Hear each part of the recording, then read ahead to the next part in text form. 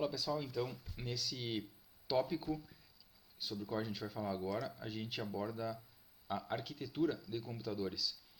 E na arquitetura de computadores a gente é uma área, né, um assunto da informática que ele pode ser bastante aprofundado e, e ele sinaliza, vamos dizer assim, ou abre uma porta de estudos muito importante na informática porque ela quem entra na área da arquitetura de computadores e da organização de computadores se aproxima da parte da engenharia eletrônica, da engenharia elétrica, ou seja, do hardware, né? Dos circuitos digitais, de toda essa parte elétrica que faz o computador funcionar. É claro que a gente não entra tão a fundo num curso, numa disciplina introdutória, numa disciplina como informática básica, mas a gente aborda alguns conceitos mais superficiais e importantes da computação, de modo geral, né? Como a gente vai ver na sequência. E claro, como não podia deixar de ser, algumas partes, vamos dizer assim, que compõem um computador, né? Algumas partes do hardware não, não organizadas em tão baixo nível, como a gente diz assim, em alto nível, num nível mais lógico, não tão físico, né? Então é mais ou menos essa que é a ideia da arquitetura de computadores. Por que tem esse nome, né? Eu também sempre me questionei, chamava-se de arquitetura de computadores. Uma vez que, de modo geral, a arquitetura, como a gente conhece, sei lá, numa edificação, ela se preocupa com essas questões da acessibilidade, por onde eu entro, por onde eu saio, né?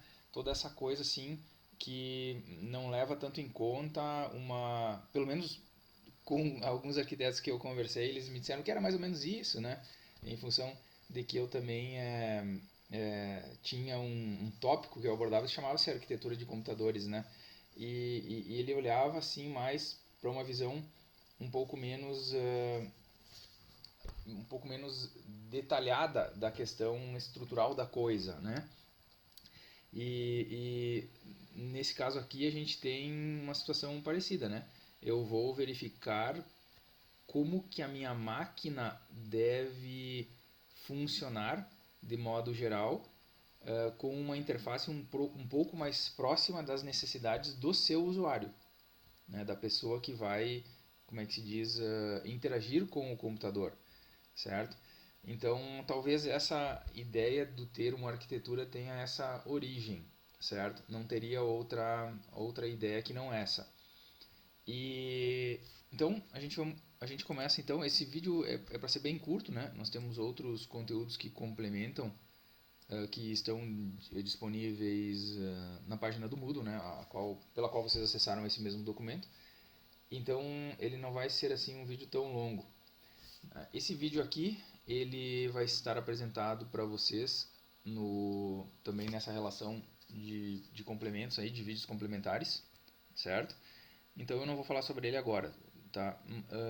Mas de forma simples, então, a arquitetura de um computador pode ser definida como a forma através da qual, né, como deve estar estruturado e organizado o hardware desse computador. Um modelo abstrato, vamos aumentar um pouquinho, um modelo abstrato de uma arquitetura simples de um computador pode ser visto na figura abaixo. Então esse desenho aqui, na verdade, ele é bem antigo. Eu sempre mantive por uma questão de que, até para se verificar que a ideia principal, lógica, né, de um computador, ela se mantém. Nós temos aqui um monitor, vejam que não tem nada de moderno nesse monitor, né? Nós temos um teclado, uma unidade de disco flexível. É capaz de muitos de vocês nem terem usado uma unidade de disco flexível, né? E uma unidade de disco rígido. Na medida do possível, a gente vai abrir a internet aqui para a gente verificar a foto dessas peças. Em aulas presenciais eu levo para vocês cada uma dessas peças para que vocês conheçam, né? Todas elas passam por um chamado controlador, tipo, o monitor tem o seu controlador, né, de vídeo, o teclado tem o seu controlador do teclado, a unidade de disco flexível também e o disco rígido também. E é claro que aqui tem outros diferentes tipos de hardware, né, que possuem seus controladores, que em boa medida, na verdade, eles são pequenos pedacinhos de hardware que possuem uma linguagem própria.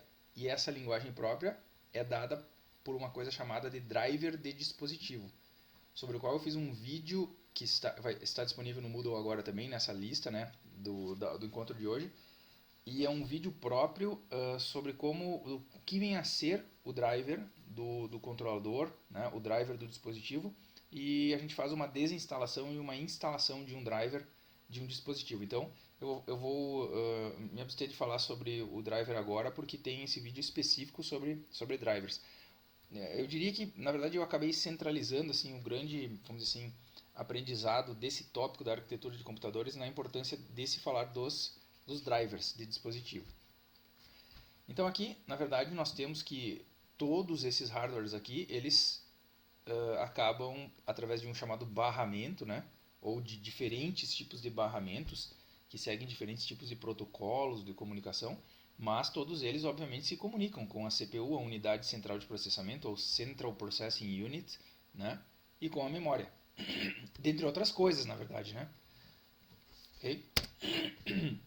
Então aqui a gente fala um pouquinho sobre cada uma das partes do computador, e começando pela CPU, né? Então, a Central Processing Unit, aqui no final, nós temos todas as siglas, tá? Que foram usadas nesse documento.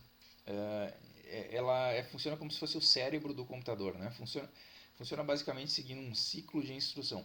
Busca instruções na memória, decodifica as mesmas para determinar quais são os operandos, qual operação executar com os mesmos, executar a operação e finalmente repetir o processo. Possuem registradores internos, sendo o tempo de acesso aos mesmos bem menor do que o tempo de acesso à memória, justamente para realizar operações mais rapidamente. Ou seja, a própria CPU possui uma espécie de uma memória interna, né? Então aqui a gente já poderia, de repente, pesquisar aqui no Google e ver uma fotografia aqui desses componentes de hardware, né? CPU.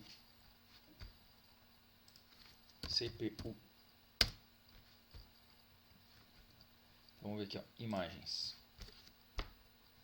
Ó, é claro, comercialmente, se a gente for ver, ó, e acaba dominando, né? Acaba dominando a tela, né? A busca, pelo menos. Comercialmente, CPU é esse pedaço, né, do computador que compreende absolutamente tudo que não seja o teclado, o mouse, o monitor, né? Tudo que está aqui dentro. Na verdade, que é uma organização comercial, né? Agora, se a gente filtrasse talvez por Central Processing Unit, aí talvez nós tivéssemos, agora sim, ó, então, um processador, né? E aí tem aquela questão de como isso se manifesta, né? Vamos pegar aqui esse processador aqui, ó, Intel Core i7, de como aquilo se manifesta. Não necessariamente a CPU seja precisamente só o processador, é isso que eu estou querendo dizer. Mas a unidade central de processamento ela é compreendida, né, por componentes como a unidade lógico-aritmética e demais pequenas partes que são responsáveis, que fazem realmente o processamento central. Não necessariamente e somente o processador, né? Mas CPU acaba sendo então um termo de organização lógica, né, do que vem a ser então esse conjunto de pequenas partes do processador, a unidade lógico-aritmética, né? E então refere-se à CPU como sendo essa organização lógica, né? Mas fato é que, em termos assim, para simplificarmos, né, a ideia, vamos dizer, essa compreensão pelo menos mais básica que a gente está tentando construir, a gente tem associado o termo CPU com o processador, o principal, né? Acima de tudo, o que nos resta, por exemplo, assim, compreender é que quem faz cálculos no computador, né, uma vez que eu realizo, por exemplo, aqui na calculadora do Windows 5 mais 9, e eu cheguei ao valor de 14, quem fez o cálculo para mim não foi o programa calculadora. Apesar dele ter inclusive esse nome, né? Quem fez esse cálculo para mim foi a CPU do meu computador. Qualquer programa de computador envia essa solicitação, essas requisições ao sistema operacional, e esse sistema operacional se comunica com a unidade central de processamento do computador para que ela realize o cálculo. Certo? Essa que é a compreensão que a gente pode ter. Todo e qualquer tipo de processamento é feito pela CPU. Então, vamos ver se tem mais alguma coisa interessante aqui. Ó. Quando falamos sobre compartilhamento de CPU, obviamente todos os programas de um computador que possuam uma única CPU compartilham essa CPU, né? Então aqui a gente no detalhe do estudo da arquitetura de computadores nós temos a ideia então de como pode ser implementadas CPUs com vários núcleos de processamento, né? Tem toda uma complexidade por trás. Precisamos entender que o sistema operacional, então, nesse compartilhamento, cada vez que muda de contexto, concedendo a CPU para outro processo ou programa, porque eu tenho nesse momento, a gente viu, tem vários processos do sistema operacional em funcionamento. Desculpa, a gente vai falar em processos do sistema operacional em funcionamento para vocês entenderem pequenos pedacinhos de programa em funcionamento na sequência, quando a gente aborda sistemas operacionais. Mas, sempre que outro processo ou programa faz uso da CPU, né, há um procedimento de salvamento de todos os valores, né, uma fotografia dos valores que estão em execução no conjunto de registradores envolvidos, né, com o processo ou programa que estava ocupando a CPU. Então é uma troca de contextos extremamente rápida, para que eu possa continuar um cálculo de onde exatamente eu parei, eu recarrego todos aqueles valores para dentro da CPU, continuo o meu processamento. Isso acontece em questão de milissegundos, né? E milissegundos depois eu já salvo aquele novo processo, ou seja, o andamento daquele meu trabalho e fico alternando rapidamente entre diferentes programas que estão demandando o uso daquela CPU. Não à toa, é muita eletricidade que circula dentro da CPU e por isso a CPU é uma das coisas que mais esquenta dentro do computador, né? Ao contrário de muitos outros dispositivos de hardware que simplesmente também funcionam de maneira elétrica, mas não são tão demandados como a CPU, por exemplo, né? Então, esse segundo tópico aqui, ó, fala da questão das limitações. Ao mesmo tempo que ela consegue executar cálculos extremamente rápidos, ela é limitada. Ela tem um limite de operação, né? O programa do usuário pode fazer uma chamada ao sistema, né, e ao fazê-la pode ser gerada uma condição excepcional, como uma tentativa de divisão por zero ou um underflow ou overflow. Então é muito fácil da gente entender isso. Ó. Se eu pegar a calculadora de novo e eu dividir, a CPU sabe que não existe, por exemplo, divisão por zero. Se eu tentar dividir 14 por zero, ele vai me dar uma mensagem de erro. Quem fez esse tratamento, mais uma vez, foi a CPU. Foi uma exceção de cálculo matemática implementada dentro da CPU que partiu de dentro dela. Não foi do sistema operacional, não foi, né, desse programa, certo? Quem levantou essa exceção foi ela. Da mesma forma, eu tenho um limite na capacidade de representação numérica. Por exemplo, a minha CPU não consegue, tem um certo limite de realizar cálculos binários, né? A gente viu que isso se dá através de bytes, né, ou palavras em dígitos binários, e nem sempre esses registradores, esses locais onde tu coloca esses dígitos binários dentro da CPU têm capacidade para representar números excessivamente grandes ou excessivamente pequenos. Então, eu gosto de demonstrar dessa forma. Não necessariamente seria uma limitação da CPU nesse caso, mas talvez uma limitação do próprio programa. Mas se pegarmos esse número aqui e formos elevando ele ao quadrado, né? Em algum determinado momento, ó, nós temos um problema de capacidade de representação, né? Ele usa essa nomenclatura de estouro de divisão, alguma coisa assim, né? Nós temos uma capacidade aqui, uma característica chamada de overflow, um sobrefluxo, ou seja, na verdade um overflow, porque eu não consigo representar um número tão grande, né? E o underflow seria a mesma coisa, ó. No caso eu tenho um número, por exemplo, 1 dividido por um número muito grande, ele vai se aproximar do número zero. Então, em algum momento, agora eu tenho um expoente negativo, como vocês podem ver, né? Em algum momento ele chega na limitação dele. Eu nem acompanhei para ver qual era o número anterior, acho que era 9.999, não era? Ou seja, vejam bem aqui, já temos o número 1,0 vezes 10 na menos 2.000. Então é um número seguido com... é um número é um número zero com muitas casas, né? Com muitas casas decimais à direita da vírgula, o que faz com que seja um número extremamente pequeno. É incrível até que ela tenha essa capacidade tão grande de representação. Eu acredito, vamos multiplicar aqui, ó. Aqui deu, né? Então, a gente colocou o número por ele mesmo e aí temos um store, aqui no caso um underflow, né? Porque o número é muito pequeno nesse caso, tá?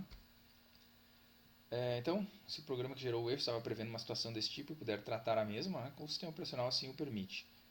Caso contrário, um erro é gerado, o usuário é informado e o programa do usuário pode ser até fechado em função, né, desse erro se ele não foi tratado. Continuando então, memórias. Podemos entender por memória qualquer componente ou mídia. Mídia, nesse sentido, ela tem o significado de um disquete de computador, um CD-ROM, um DVD-ROM, né? Ou seja, um meio através do qual a informação está gravada, ou seja, está disponível, certo? Esse é o sentido de mídia nesse caso, que sirva para armazenamento de informação, seja temporário ou permanente.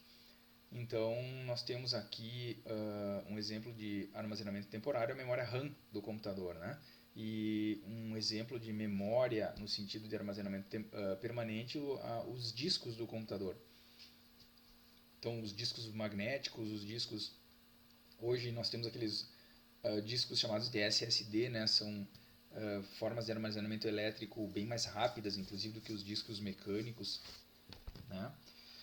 Em informática, podemos montar um sistema de memória através de uma hierarquia de camadas, como na figura abaixo. Também, obviamente, esse desenho, né, ele não está trazendo uma posição atualizada do que nós temos hoje em dia em termos de mídias, né, de meios de armazenamento e de memórias, em outras palavras. No entanto, didaticamente, ele ainda funciona, né? Na base dessa pirâmide, nós teríamos as chamadas fitas magnéticas, né? Acima dessas fitas magnéticas o disco, a memória principal acima, a memória cache acima da memória principal e os registradores, então, pedacinhos de memória dentro das CPUs acima dessa pirâmide, né? Então, a ideia principal dessa, por isso esse exemplo didático, né, dessa pirâmide, ela funciona uma vez que a ideia principal de baixo para cima é que o que temos de ganho de baixo para cima é a velocidade de acesso. O acesso aos registradores é mais rápido que o acesso à memória cache, que é mais rápido do que o acesso à memória principal, que é mais rápido que o acesso ao disco magnético e que é mais rápido do que o acesso à fita magnética, né? E o que se ganha de baixo para cima? Capacidade de armazenamento. O que falha então esse modelo? A ideia é essa daqui, né? Então, uma fita magnética, isso está mudando bastante porque uma fita magnética no passado, vamos ver uma foto de uma fita magnética aqui, ó.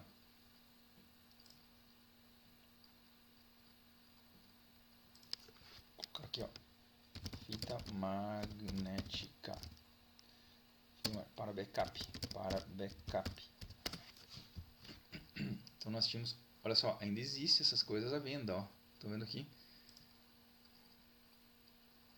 Vou pegar aqui um exemplo, ó.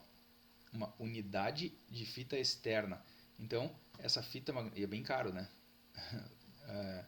Nós temos então aqui, ó, isso daqui era colocado num computador e aqui dentro iria uma fita. Na verdade, ela era como uma fita cassete. Quem conheceu uma fita cassete, ela era como uma fita cassete, só que claro, ela tinha um formato diferente. Então, por exemplo, sei lá, essa daqui, aí isso vai depender da fita, né? Claro, mas cada fita tinha uma capacidade de armazenamento que permitia gravar informações, então, dentro dessa fita, né? Vamos pegar aqui, ó. Olha aqui, ó. Aqui tem um exemplo bom, ó. Isso daqui são fitas de backup, ó. Então eu vejo que nós temos um rack, essas coisas são ainda bastante utilizadas. A grande vantagem, essa aqui é uma fita cassete para quem não conheceu, de se ouvir música, né? E aqui nós temos então as fitas, ó.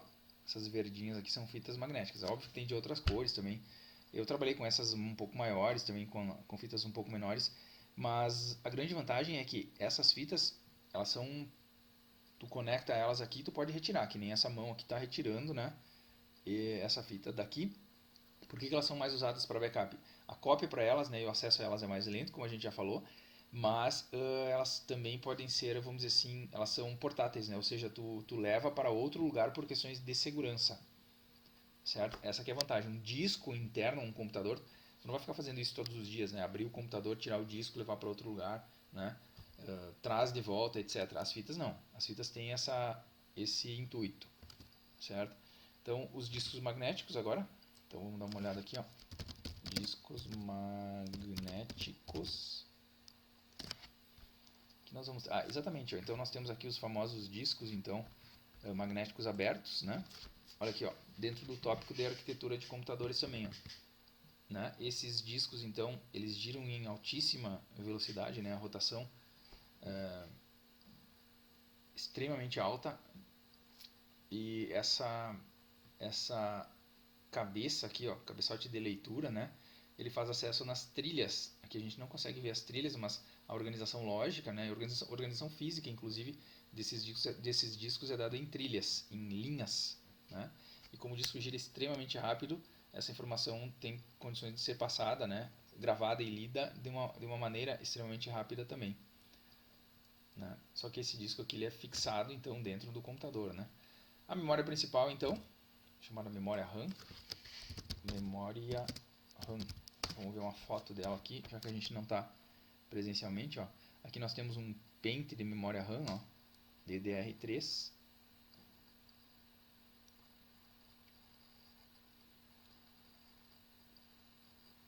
Ó, esse aqui é um pente de memória RAM, né? Sim, mais ou menos formatos diferentes, né?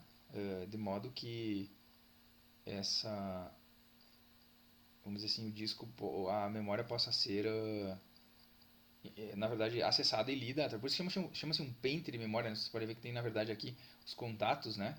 E ela tem aqui um pininho que permite encaixar só nos slots de memória que são compatíveis, né? Se esse pininho aqui estivesse um pouquinho mais pro lado, ele já não entraria num slot, né, do computador que não é compatível com a memória. Então segue-se esse padrão através desses também, né, através desses buraquinhos que tem aqui nos pentes de memória, né? Então esse aqui é um exemplo, né, de memória. Temos vários outros aqui, certo? Mas seria a memória RAM. Essa aqui é a memória elétrica, né? Ou seja, quando tu desligou o computador, o que tem dentro dessa memória RAM ela é perdido, certo? Por isso precisa salvar o documento para que ele vá direto para o disco do computador, certo? A memória cache, aqui a gente não vai encontrar, na verdade, uma foto, né? Porque isso daqui nós vamos encontrar, ó, o máximo que está aparecendo aqui, né? São os próprios processadores, como vocês podem ver. A memória cache ela é interna. Se a gente fosse tirar uma fotografia da memória cache, a gente estaria tirando uma foto, talvez, do chip de silício ali, né? Mas bem, vamos dizer assim, uma foto microscópica, tá? A gente não vai enxergar, certo? E, finalmente, então, os registradores, menos ainda, né? Como eu falei para você, são pedaços de espaços de memória. A gente já começa a falar então ali em questões elétricas, como assim, como a informação é guardada ali dentro, né? Tem propriedades físico-químicas, né? Como as questões elétricas, como funcionam os transistores nesse caso, né? E por aí vai, certo? Então, vamos ver se tem alguma coisa interessante aqui, ó. A velocidade de acesso, já falei para vocês, né? Então aqui, tinha falado para vocês da velocidade com que gira, né? Pratos metálicos, muitas vezes esse disco que nós vimos agora há pouco, ele é um disco de um único prato metálico, mas existiam discos com vários pratos metálicos, né? E vários cabeçotes de leitura, girando perto de 10.800 vezes. Então, claro, tem diferentes rotações de leitura, mas são sempre altas, né? Os discos giram muito rápido, né? Aqui no caso daria 10.800 vezes por minuto. Então nós teríamos o que? 10.800 dividido por 60. Teríamos, imaginem vocês, o disco fazendo 180 giros de 360 graus num segundo. É quase difícil de imaginar que isso seja possível, né? Juntas então as trilhas, né, sobre as quais eu já mencionei, de uma determinada posição do braço, formam um cilindro. Tem uns conceitos então de organização, né, dos discos. Cada trilha possui um variável número de setores, né, pedacinhos então das trilhas, que armazenam um determinado número de bytes, certo? taxas de transferência. Isso aqui, na verdade, agora a gente fica à mercê da evolução da informática, né?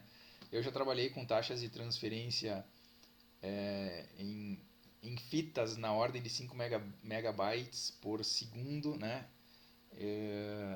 Os discos eram muito mais rápidos do que isso lá no início dos anos 2000. Então, hoje a gente tem uma capacidade uma velocidade de transferência muito maior do que isso daqui que está descrito aqui, né? Mas não adianta atualizar isso daqui, porque no ano seguinte já fica desatualizado também, né? Então, aqui é um desenho, né, daquele disco de múltiplos pratos metálicos, ó. Nós temos diferentes e várias cabeças de leitura, né? Isso aqui era usado mais no passado, os discos ficaram tão rápidos e com capacidade de armazenamento tão grande que um disco só dá conta. É claro que existem máquinas, servidores corporativos e hacks, né, que fazem somente acesso a disco, a backup, a transferência de dados, etc., que possuem inúmeros discos paralelos. Então isso aqui não ficamos amarrados, né, ou presos a um único formato de acesso à informação quando se utiliza disco, né? Na base da hierarquia estão as fitas magnéticas, já falamos sobre elas, né? O tempo de acesso às mesmas é bastante grande e tal, né? Porque é sequencial, é um acesso sequencial, usados geralmente em backups de grandes bases de dados. Às vezes são usados robôs, inclusive, né, para realizar a troca, né? Umas mãozinhas ali são acopladas, enfim, né? E que fazem a troca, porque a fita também enche capacidade de armazenamento, ela tem um limite, né? Então, se chegou lá nos 20 GB, nos 100 GB, no 1 TB, não sei qual a capacidade dessas fitas hoje, precisa ser trocada, né? Também existem outros tipos de memória, né? Lembram do CD-ROM? CD Read Only Memory, né? Aquele CD que a gente só podia ler, tu gravava uma vez e não podia mais gravar nem apagar o que estava escrito, né? Temos as memórias EPROM, né? Electrically Programmable Read Only Memory, certo?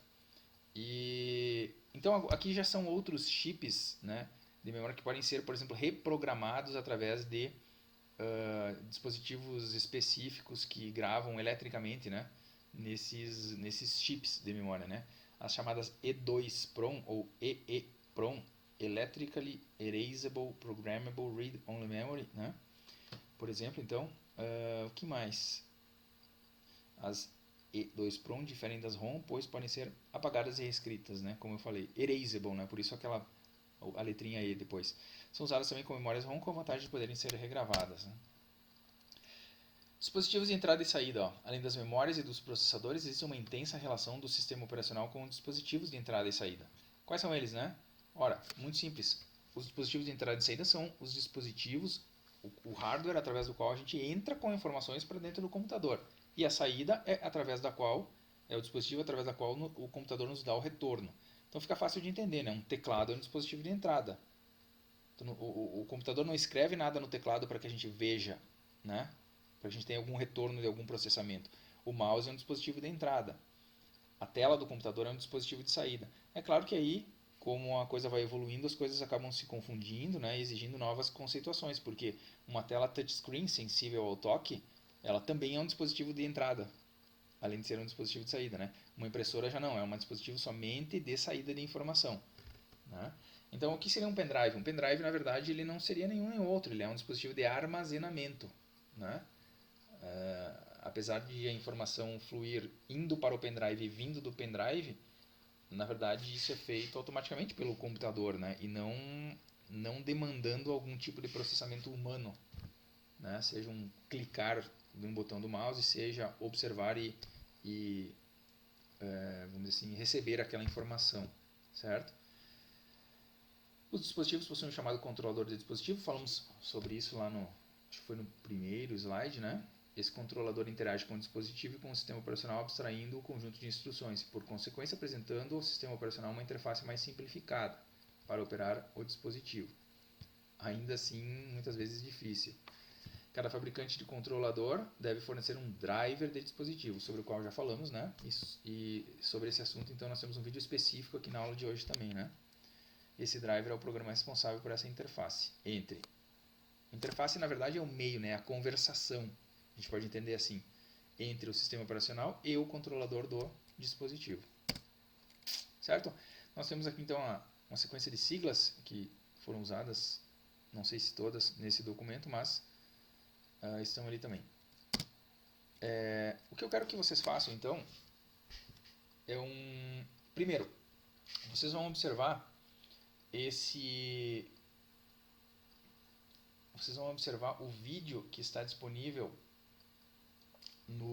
nessa sequência. Ele vai estar logo abaixo aqui desse link para esse vídeo que vocês estão assistindo agora. Nós temos o vídeo então que mostra sobre a instalação de drivers, né, de dispositivos. Então o que eu quero que vocês façam é que vocês primeiro assistam a esse vídeo em que eu faço a desinstalação e a instalação de um driver de dispositivo no meu computador. Lá eu explico bem em detalhes o que a gente está fazendo, tá? E que depois vocês façam um exercício no próprio computador, no próprio dispositivo que vocês estão acessando. Eu entendo, claro que agora fica bastante complicado porque muitos de vocês podem ser que estejam assistindo a esse vídeo, né, e a essas aulas através do telefone celular. Então fica um pouco mais complicado vocês fazerem isso pelo telefone celular. Digo isso porque eu nunca fiz, tá? A ideia se mantém. Então, qual é o dispositivo externo a um smartphone que tu poderia acoplar a ele que ele demandaria um driver? Eu fico me perguntando, né? É mais difícil assim de conhecer, ou seja, de saber que tipo de coisa que poderia ser usada para que vocês fizessem esse exercício no smartphone. Mas se vocês estão usando um notebook, vocês conseguiriam, tá? E a ideia seria que vocês procurassem, a exemplo do que o vídeo, né, sobre a instalação de drivers aqui na sequência vai ensinar para vocês. Dentro daquela mesma ideia, seria um exercício que vocês fizessem, que procurassem no site do fabricante do computador que vocês estão usando, um driver para funcionamento, por exemplo, vocês podem de repente localizar, fazer esse exercício e localizar a seção de drivers do computador de vocês, já é suficiente, tá? Mas vocês poderiam procurar, por exemplo, da placa de som que vocês estão usando, supondo que o mesmo tenha sido reformatado. Porque uma vez que tu apaga, reformata, né, tudo que tu tem no teu computador, ele perde todos os drivers também. Sem os drivers, o sistema operacional não consegue conversar com aquele dispositivo. Em outras palavras, de repente vocês iam instalar o sistema operacional de vocês, seja Linux, seja Windows, né, ou seja outro sistema operacional, vocês iam instalar o sistema operacional e aí o som do computador não ia funcionar. É essa a ideia de eu ter proposto, né, esse negócio com a placa de som. E aí, como é que vocês fazem para o som funcionar? Vocês vão precisar necessariamente de um driver que converse com o dispositivo, né, dessa placa de som para que o som funcione, certo? Então o exercício aqui vocês procurem isso na internet para que vamos ver se vocês conseguem, certo? Aqui na verdade vocês não precisam instalar, tá? Também, uma vez que de repente vocês vão instalar, vão baixar o driver errado aí para o computador de vocês, né? Vocês vão baixar de repente o driver errado, vocês instalam, não é para acontecer problema, ou seja, quanto mais drivers tu tiver instalado, melhor, porque o sistema operacional de vocês vai ter condições de encontrar mais hardware. Mas não há absolutamente a menor necessidade de tu instalar um driver para um dispositivo que tu não tenha. Na verdade, ele vai ficar ocupando espaço em disco e vai ser pior para vocês. Então não é necessário que vocês instalem nada no computador, certo? Apenas salve-o, vamos supor. Ou localize ele na internet, melhor ainda, tu localizou aquela página, né? Se tu conseguiu encontrar. Lá no laboratório de informática, as versões antigas dos computadores que tinham, eu já ajudei o pessoal dizendo o seguinte, ó, olha, os computadores que nós temos aqui, que são da marca Lenovo, né, são da família ThinkCentre A62, o machine type deles é o 9625 e o modelo é o A76. Vocês vão ver que, na verdade, parte desse exercício que eu proponho para vocês é justamente vocês verificarem que todas as informações do modelo do computador que vocês estão usando são importantes. E vocês vão ver que nesse vídeo que eu mostro para vocês na sequência sobre a instalação do driver, eu falo muito sobre o seguinte: tá, tudo bem, mas eu não quero saber todas essas coisas. Não tem problema. Alguém consegue fazer isso para vocês, que são o pessoal da área técnica de informática, né? Mediante preciso reformatar, preciso resolver algum problema que não esteja funcionando, a gente leva numa loja de informática, o pessoal resolve para nós. Mas a ideia da gente nessa disciplina introdutória de informática básica é ir conseguindo que vocês tenham certa autonomia também, né, para resolver pequenos problemas que antes dessa aula, dessa disciplina, talvez vocês não conseguissem. Tá legal? Então, ficamos por aí. Espero que consigam, de repente, fazer esse exercício. E lembrando que estou disponível, né, numa sala virtual durante nossos horários de aula para que vocês possam entrar, conversar comigo, tirar dúvidas, etc. Obrigado. Até o próximo.